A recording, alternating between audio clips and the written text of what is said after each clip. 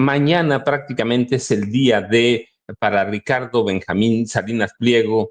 ¿Escuchaste lo que estaba diciendo Sí. en su alocución? Lo tienen apresado. Él dice que va a perder mañana, ¿no? Perdió desde el viernes cuando Exacto. la Suprema Corte enlistó en estrados que va a tratar 7 de sus 9 casos en la Suprema Corte, que equivalen más o menos con todos recargos y multas a 48,000 millones de pesos. Y por otro lado, en la Corte de Nueva York también le ha ordenado que pague 635 millones de dólares que debe y tiene pendiente el caso AT&T, que no sabemos la cantidad exacta, pero está atrapado prácticamente, está desesperado y yo decía iniciando que va a hacer lo que sea, trampas, maromas, amenazas, amaga prácticamente con la violencia, pero está atrapado, Jaime. Sí, estaba escuchando esta alocución del señor Ricardo Salinas. Primero, la puesta en escena, ¿no? Con las banderas de México, atrás de Fundación Azteca, con la Virgen de Guadalupe, por supuesto, el estandarte que habría llevado el cura Hidalgo para iniciar la lucha por la independencia. Miren esta composición de escena. No, no, no, no, no, no. Bueno, ya se cree el cura Hidalgo, ¿no?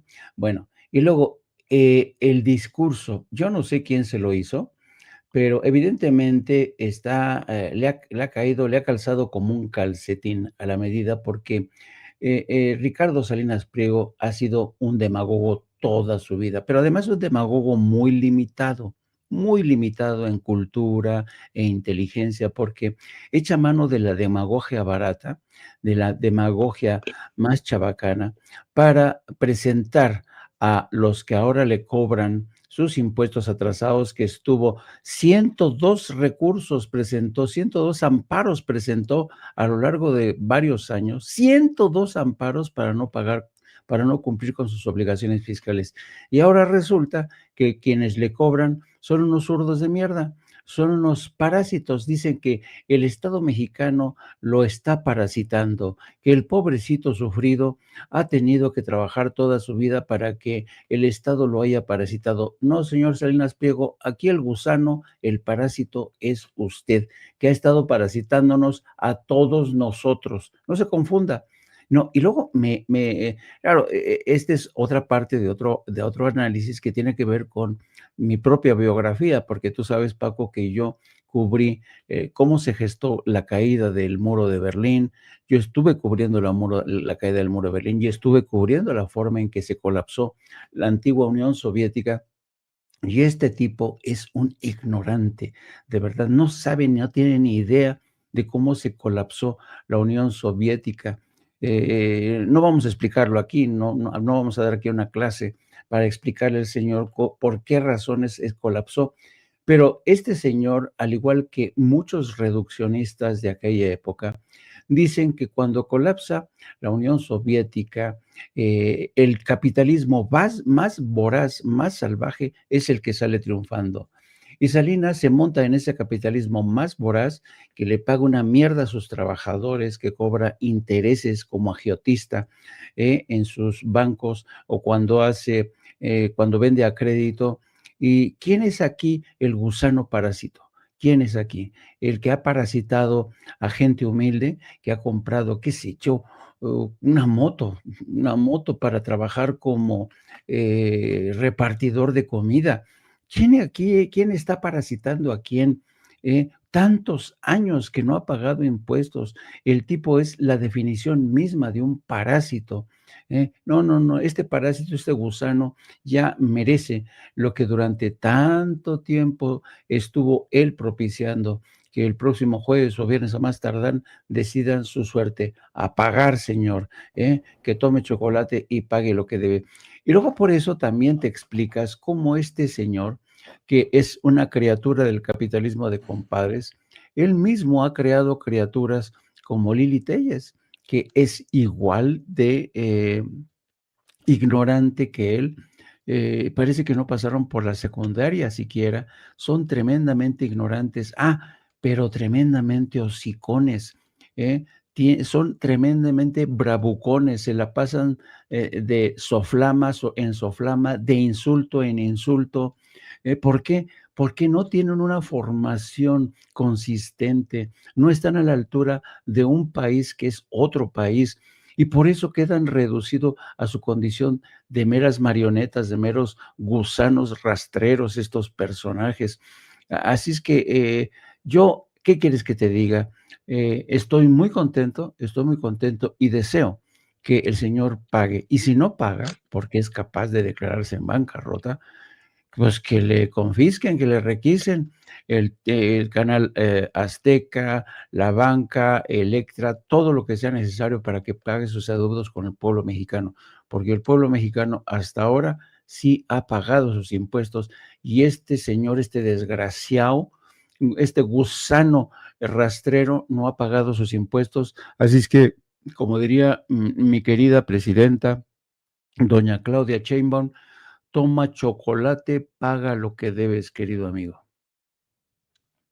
Gracias, Jaime. Norman, buenos días. Se suman Norman Díaz, Norman Pérez, disculpa, buenos días, Norman. No lo veo con el bastón, tampoco al maestro Jaime Hernández. Yo traigo el mío por aquí, del otro lado, pero, Norman, es el día de mañana. Está acercado Ricardo Benjamín Salinas Pliego, está dando pataleos de ahogado y yo veo una campaña virulenta a partir de ya, que ya la tiene desde hace mucho, pero se va a montar una campaña virulenta para tratar de desestabilizar al gobierno de Claudia Sheinbaum Pardo. No sé cómo ves tú ese tema, pero mañana, entre mañana y las primeras horas del viernes, se deciden 7 de los juicios fiscales o por evasión que va a decidir la Suprema Corte de Justicia de la Nación. Hola Paco, buenos días al maestro Jaime, buenos días a la audiencia. Claro que sí, pues con mucho gusto doy mi opinión. Realmente nosotros los mexicanos hemos estado esperando durante mucho tiempo que Ricardo Salinas Pliego finalmente enfrente sus compromisos de carácter fiscal, como lo hacemos todos los mexicanos. Y claro, mañana va a ser el jueves, mañana es jueves.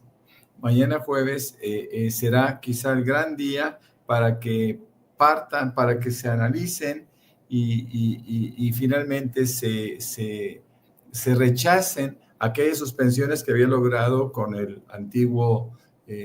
con los antiguos ministros que formaban la Suprema Corte de nuestro país.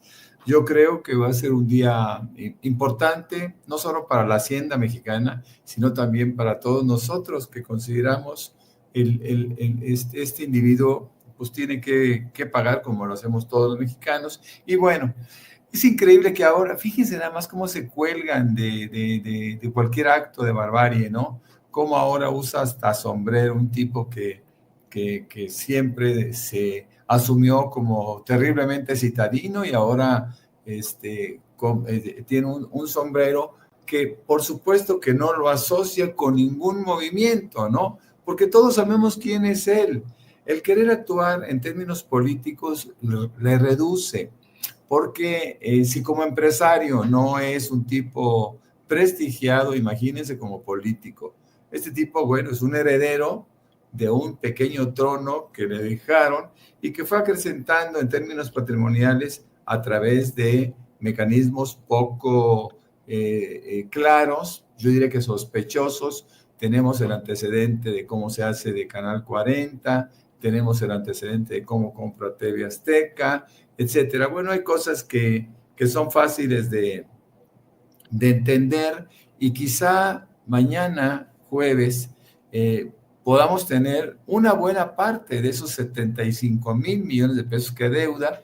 Creo que van a ser alrededor de 43,000 millones de pesos, incluyendo capital, es decir, el dinero original más impuestos y recargos. Así que pensar en Ricardo Salinas Pliego y sus, como bien dice el maestro Jaime, y sus marionetas, específicamente su marioneta política como es Lili Téllez, pues es interesante ver la forma como se van a ir derrumbando a estos individuos.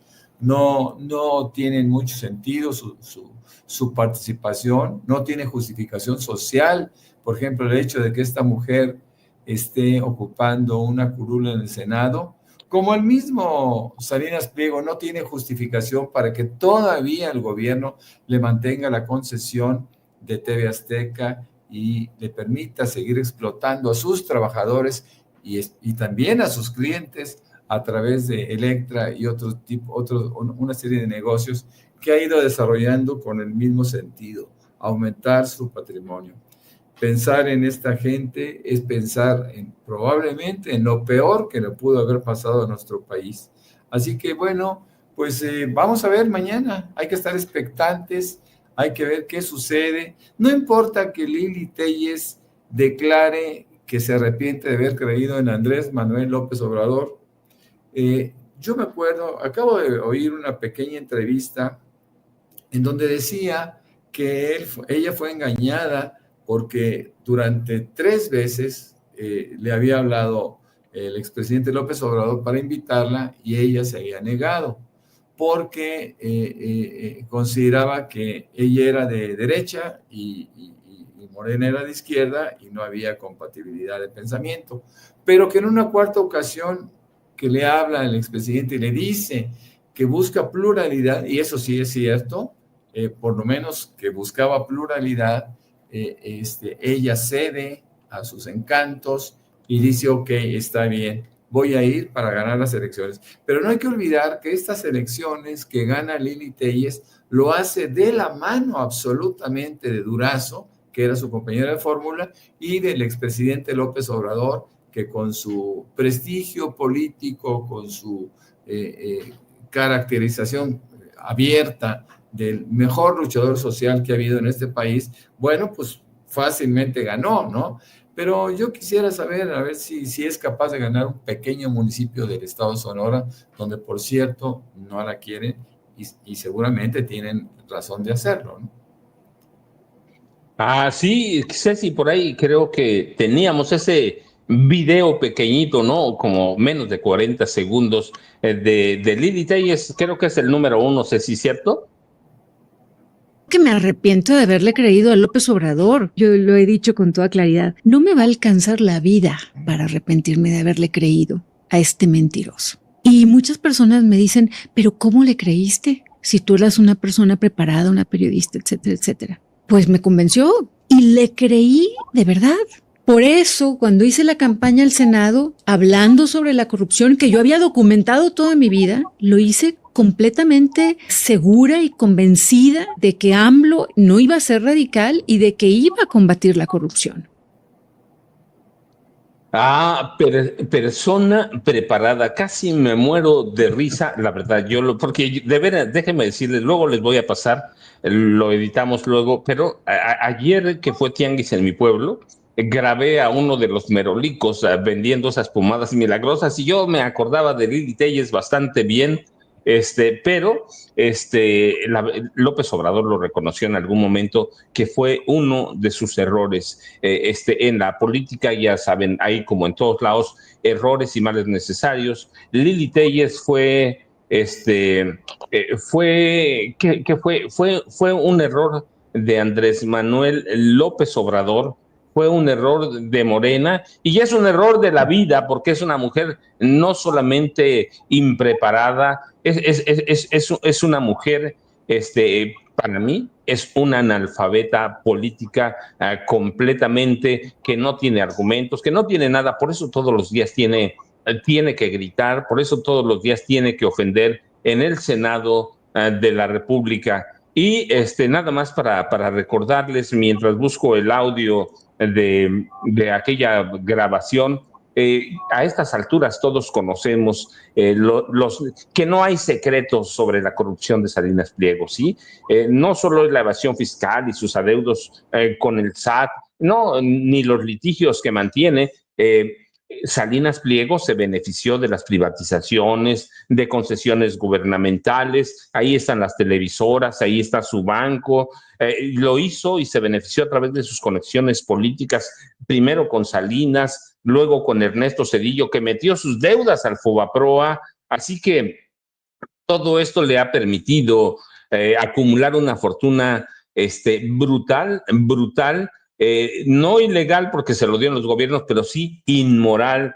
Tiene deudas con acreedores extranjeros, es decir, es un tipo tranza, es un agiotista en toda la extensión de la palabra. Y nada más para que tengan una idea, cuando él habla contra los zurdos de mierda, se los digo porque además lo documenté en mis libros, con revisiones de nada más de la Secretaría de Hacienda, no datos míos, cada año a partir del gobierno de López Portillo, pero vayamos al neoliberalismo con Miguel de la Madrid, el gobierno les perdonaba a los magnates 600,000 millones de pesos anuales solo por cuestiones fiscales. Y este tipo recurre al chantaje, al terrorismo financiero, así que eso ha provocado que su riqueza aumente en forma grotesca y grande. Ya lo veremos a partir de mañana o del sábado, cuando conozcamos bien todas las decisiones de la Suprema Corte, pero déjenme decirles temas,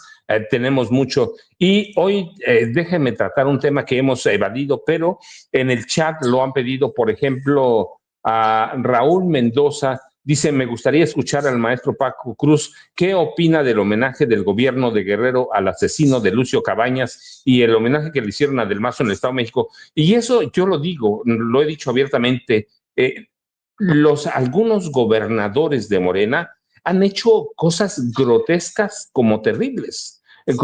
La maestra Delfina Gómez Álvarez, lo dije en su momento, le rindió homenaje a uno de los gobernadores más corruptos del Estado de México, Alfredo del Mazo González, uno de los hombres que representaba a la perfección, de pies a cabeza, al grupo Atlacomulco. Hoy, Evelyn Salgado Pineda le rindió homenaje a uno de los gobernadores más sangrientos, más salvajes, más represores del estado de Guerrero, del estado de la historia de México, a Rubén Figueroa, acusado de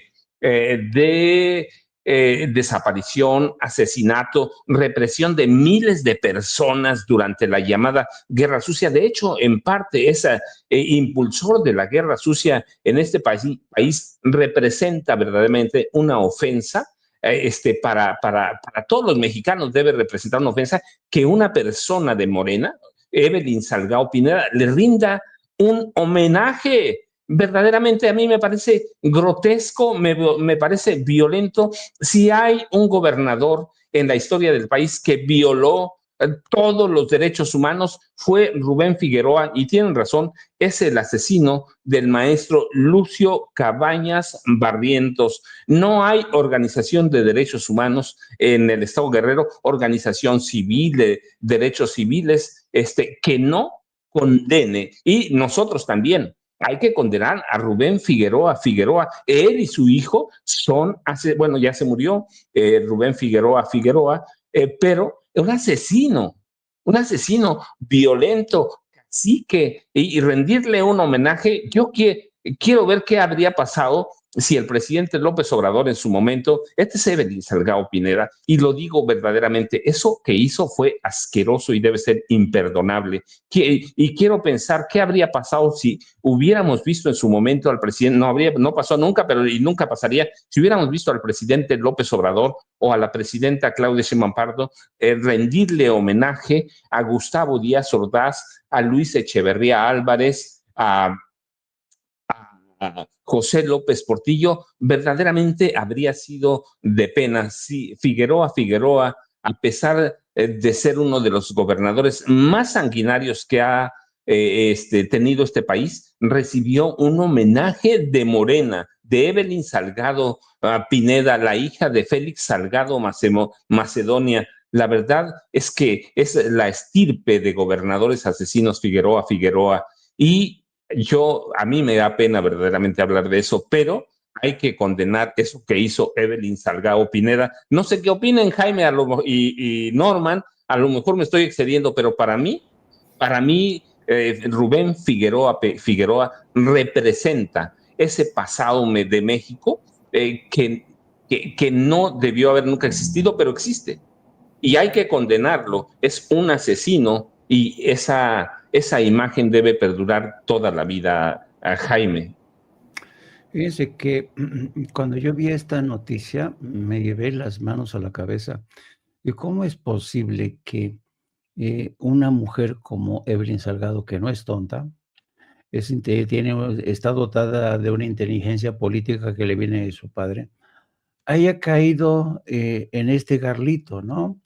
Porque se supone que el evento que se celebró el fin de semana tuvo como, la justificación oficial es que esa fecha, el nacimiento de Rubén Figueroa, que si viviera tendría ya más de 100 años, creo que 114 o 117 años, como figura en el calendario cívico oficial, la gobernadora no tuvo más remedio que rendirle homenaje. Ese argumento a mí no me basta.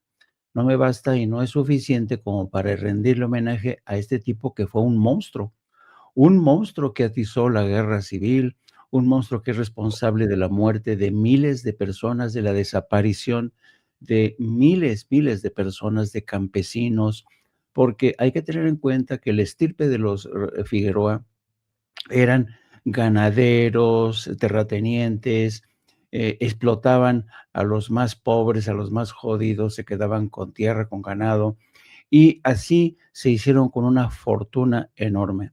Yo nunca voy a olvidar, queridos amigos, el día en que yo fui a entrevistar a Rubén Figueroa a su casa aquí en la Ciudad de México. Él vivía en el sur de la Ciudad de México, en la colonia que se conoce ahora como la Romero de Terreros. Me acuerdo que esa entrevista fuimos juntos, fíjese, fuimos juntos Samuel del Villar y su servidor. En aquel entonces Samuel del Villar tenía una revista y yo era reportero de esa revista y fuimos juntos a entrevistar a Rubén Figueroa. Y cuando llegamos a entrevistarlo, el tipo estaba haciendo su ejercicio matutino, que era nadar en una piscina enorme que tenía acondicionada. No, parecía como este personaje de la Guerra de las Galaxias, Jabba, un gordo enorme. Cuando sale de la piscina, se da una ducha y luego nos citan arriba en el comedor donde nos sirven un desayuno. Y ahí comenzó una entrevista de lo más surrealista, porque en aquel entonces estaba Rubén Figueroa abogando por la reconfiguración de todo el estado de Guerrero, pero sobre todo del puerto de Acapulco. Y me acuerdo muchísimo que una de sus principales preocupaciones, las principales preocupaciones que tenía Rubén Figueroa en torno a ese plan de reconstrucción era cómo salvar la zona roja de Acapulco, es decir, la zona de la prostitución. Y nos miramos, Samuel del Villar y yo, ¿cómo? Sí, es que me preocupa mucho dónde la vamos a colocar, porque esa zona roja de prostitución de Acapulco nos deja mucho dinero. Ese era Rubén Figueroa, un tipo, era un criminal, un asesino, con un historial de espanto,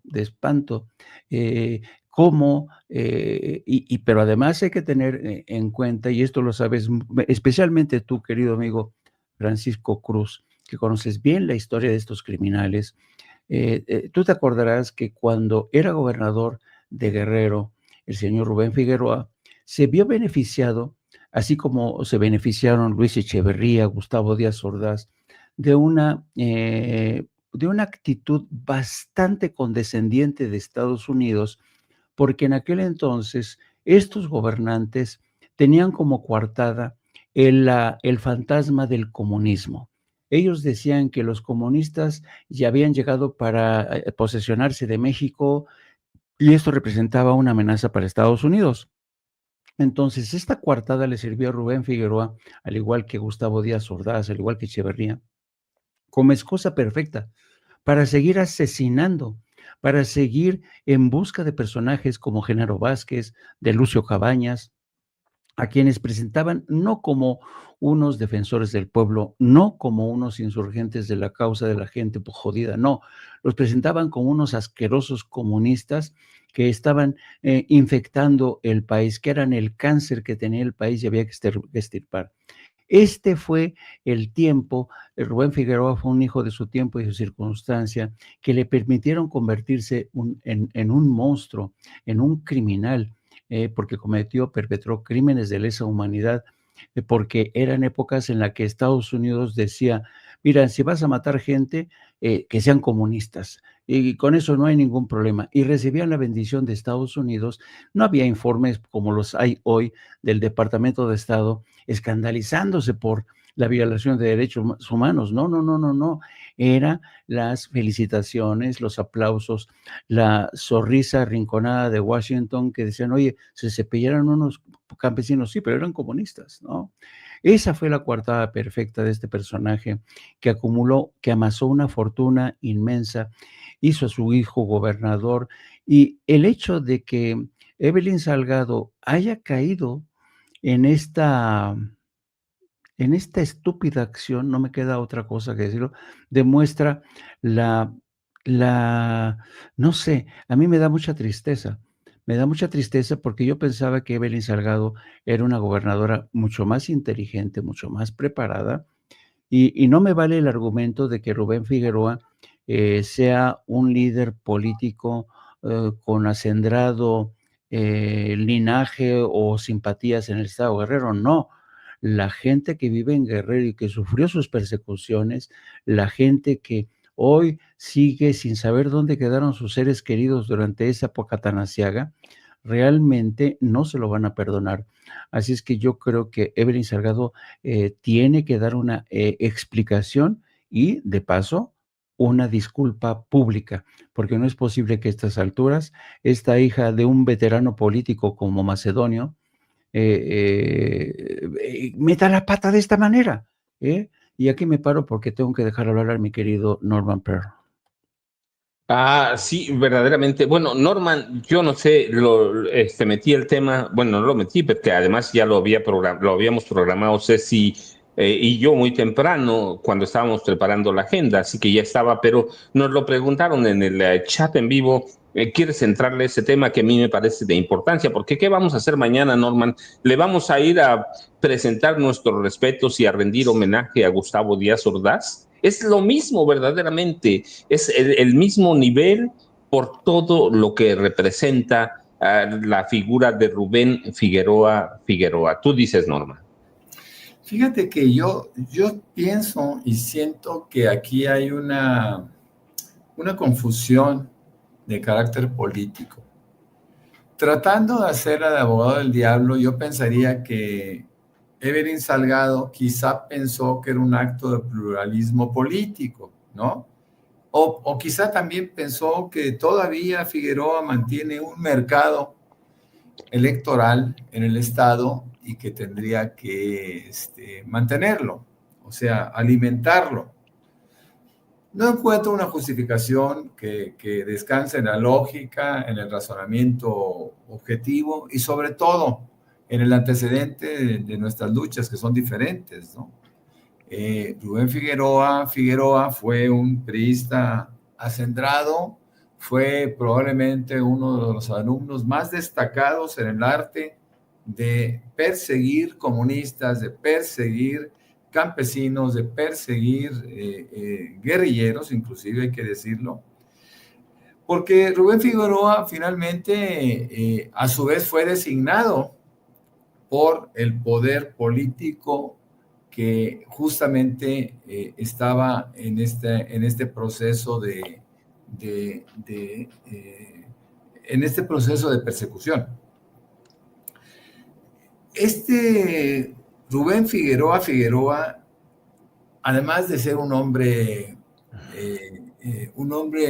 terriblemente perverso, fue un tipo que se hizo acompañar por un grupo paramilitar que siempre lo protegía y que siempre buscaba salir adelante en un entorno complicado. Me acuerdo perfectamente bien de una especie de autosecuestro que se dio en el estado de Guerrero y que él decía que había sido a manos de Lucio Cabañas, en fin.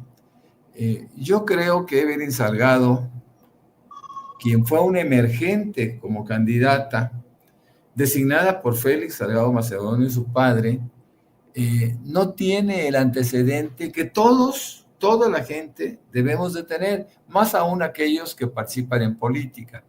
Evelyn Salgado no tiene grandes antecedentes políticos, fue designada por su padre en un acto desesperado porque a Félix le negaron la candidatura por una tontería, igual que a Morón en Michoacán, por una tontería que el INE justificó, pero por un exceso en una precampaña, un exceso en gasto en una precampaña para sus gobernaturas respectivas.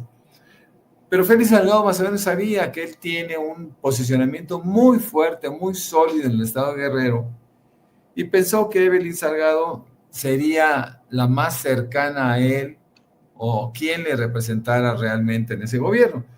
¿A qué quiero llegar con todo esto? Creo que este pensamiento, creo que esta decisión no fue de Evelyn Salgado. Yo creo que fue de Félix Salgado Macedonio. Lo debe de asumir como su compromiso.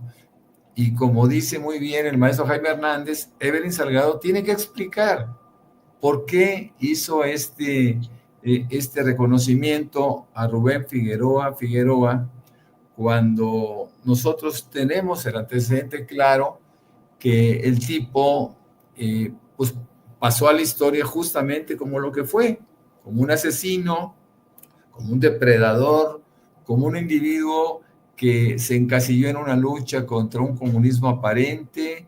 En fin, yo creo que Evelyn Salgado debe de explicar, pero debe explicar de inmediato. Quizá esto vaya a ser tema justamente de la mañanera, porque es un tema muy delicado, muy grave. Es un tropiezo más de Evelyn Salgado, que yo creo que ya debería de tener sus actos, independientemente de que Félix Salgado Macedonio, su padre, sea su guía espiritual, político, y ella finalmente tenga que retroceder en ese mecanismo que no le favorece. Yo creo que los discursos tienen que ser elaborados, los discursos tienen que ser consensados inclusive entre un grupo político, porque no se puede llegar a un reconocimiento de un personaje que es de los puntos oscuros o de los puntos más negros de la historia de Guerrero y de México. Esto es sin duda alguna un grave error de carácter político que yo, tratando de justificarlo con pluralismo, no me bastaría, mi querido Paco y Jaime. Y sí, déjenme nada más para cerrar el tema, para que vean en el chat en vivo, que los vemos, los leemos. Rubén Figueroa es parte de esa estirpe de viejos caciques políticos mexicanos cuyos antecedentes son la Revolución Mexicana y que durante décadas impusieron un régimen de terror contra organizaciones sociales y de la población en general. Sus antepasados fueron revolucionarios, pero fueron caciques y fueron vinculados siempre, incluido Figueroa, su hijo, Rubén Figueroa Alcocer, involucrados a crímenes de lesa humanidad, masacres, alzamiento de pueblos enteros, con militares que se convirtieron en maestros en la tortura, como Mario Arturo Acosta Chaparro, que aterrorizó poblaciones enteras de Guerrero, con Francisco Quirós Hermosillo. Los dos aterrorizaron, ellos crearon los vuelos de la muerte, y estos hombres fueron eso. Este hombre contaba con todas las simpatías de el apoyo de Gustavo Díaz Ordaz, aunque gobernó bajo el dedazo de Luis Echeverría Álvarez y luego la complicidad de José López Portillo. Así que contaba con eso, con el apoyo de asesinos. Algún día yo me pidieron escribir un capítulo sobre Gustavo Díaz Ordaz y les dije, escribí una página y decía asesino Para mí la historia ya los juzgó y los debemos juzgar nosotros, y Evelyn Salgado tiene que disculparse. No importa que esté marcado ahí en las fiestas escolares o en los programas oficiales de gobierno, no importa. No importa. Entonces, mañana le rendimos homenaje a Gustavo Díaz Ordaz, y que la población civil que todavía vive, o muchos de sus descendientes, mañana les digamos, bueno, pues así ahí estaba marcado en el calendario, hay que honrar a estos asesinos. Pero bueno, antes de que se nos acabe el tiempo, nada más, Ceci, teníamos ese audio del Merolico que grabé en mi pueblo, no sé si se escuche, pero, y luego ya cerramos con Jaime y con Norman, Ceci.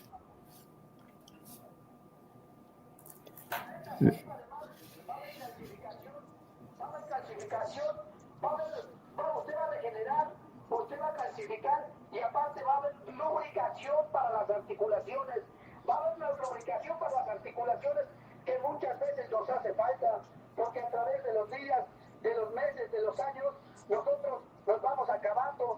A través de los años, a causa de nuestra edad, pues nos va a hacer falta a causa de nuestra edad, porque siempre se nos van a ir deteriorando los huesos se nos van a deteriorar, y muchas veces nos va a costar ya trabajo caminar.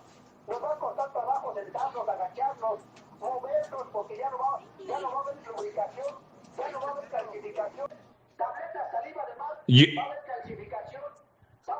Yo, la verdad, les confieso, lo grabé porque me acordé de Lili Telles. Yo dije, esa es Lili Telles, en voz masculina y vendiendo las pomadas milagrosas que venden acá en mi pueblo para, hoy lo agarré con eso, otras veces lo escucho vendiendo las perlas de hígado de tiburón, que es contra todos los males. Así se me hace Lili Telles, una merolica que no dice nada o dice mucho, pero no significa nada. Y tenemos muchos temas.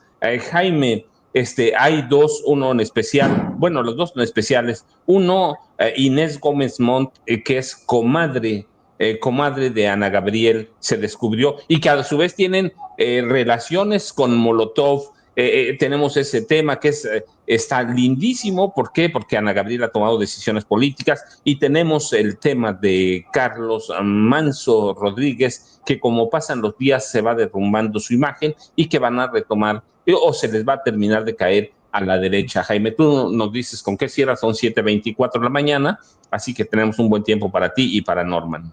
Sí, solamente déjame rematar el caso de la gobernadora de Guerrero. El hecho de que figure en el calendario cívico la conmemoración del nacimiento de Rubén Figueroa Figueroa no es excusa para seguir manteniendo esta celebración, esta conmemoración. Ahora bien, si a pesar de que no era necesario, Evelyn lo mantuvo o aceptó participar en esta ceremonia, o una de dos, o es ignorante de lo que pasó o sigue de alguna manera presa de esos intereses caciquiles. Me preocuparía lo último, por supuesto. Bueno, y pasando al tema de Inés Gómez Montt y la relación que tiene con la señora Ana Gabriel, yo comentaba ayer porque el querido Julio Serroa me pasó parte de su última investigación, compartió parte de su última investigación, y resulta ser que la señora Ana Gabriel es íntima amiga de del matrimonio de los Gómez Montt. Ahí la vemos, vean todos, era una íntima relación que tenían estas dos mujeres, a tal grado que cuando emprenden la huida los Gómez Montt, esta señora, Ana Gabriel, les compra un apartamento que tenían estos en Nueva York, pero al cash, se los paga al cash, para que esta gente, Inés Gómez Montt y su esposo, dispusieran de dinero para seguir en su huida hacia adelante, hacia ninguna parte. Se sabe entonces que esta mujer forma parte del entramado de amiguis de esta señora Inés Gómez Montt, que ahora está prófuga de la justicia. No sabemos bajo qué argumento la dejaron libre cuando apresan a su esposo, que está hoy retenido en un centro de inmigración de Miami. Yo no dudaría que Inés Gómez Montt haya sobornado a los agentes de inmigración que iban por ella para dejarla libre con sus hijos. Pero el hecho es que Ana Gabriel, que durante un concierto pidió defender ese México que todos, y lamentando la muerte de Carlos Manso, se me hace que esta señora Ana Gabriel, que por cierto también le rendía culto a Vicente Fox y a Martita Fox, ahora resulta ser que es una paladina de la defensa de las libertades en México. Y finalmente el caso de Carlos Manso, qué tristeza. Fíjense que desde la derecha sobre todo nos han querido vender la historia de un Carlos Manso que era un héroe, lo han convertido en un santón de la derecha. Y yo no dudo de que Carlos Manson hubiera estado dotado de grandes cualidades como político, tenía inteligencia, tenía una astucia increíble, pero también el señor Carlos Manso era compañero de viaje de ciertos personajes de dudosa reputación, criminales. Ayer mismo veíamos en nuestro programa de 7 a 9 con Norman Pearl cómo hay imágenes, no me refiero a las del señor Alasraqui, que son bastante reveladoras, porque el señor Alasraqui, que se declaró amigo íntimo de Carlos Manso, lo entrevistó para Typical. Ahora está indignado el señor Alasraqui porque según él lo balconearon y según él esto es obra de la mano peluda de Andrés Manuel López Obrador y la presidenta, que filtraron a través de Jesús Ramírez Vázquez este video para tratar de ponerlo y presentar a Carlos Manso como un personaje dado a tener relaciones poco honorables. Sí, y déjenme nada más poner un video rapidísimo. Yo no sé con lo que vaya a cerrar Norman, pero tenemos un audio de Alarraqui, ¿no? Y cómo explota cuando lo acusan de recibir dinero, que en realidad todo el mundo lo acusa. Yo mismo dije, ese maletín tiene algo extraño, porque en este país los dineros históricamente se reciben en maletines. No sé cuánto dura, Ceci, pero tenemos el video número 10, por favor.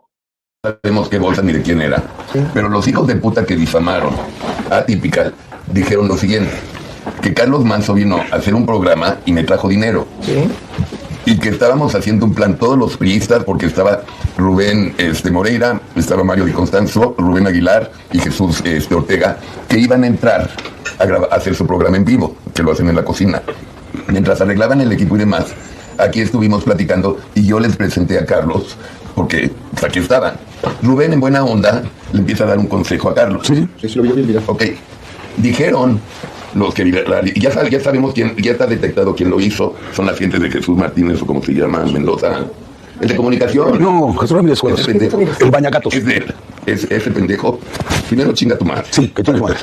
Segundo, no se te ocurra tocarnos a nosotros, porque yo sí sé muchas historias tuyas y no te conviene.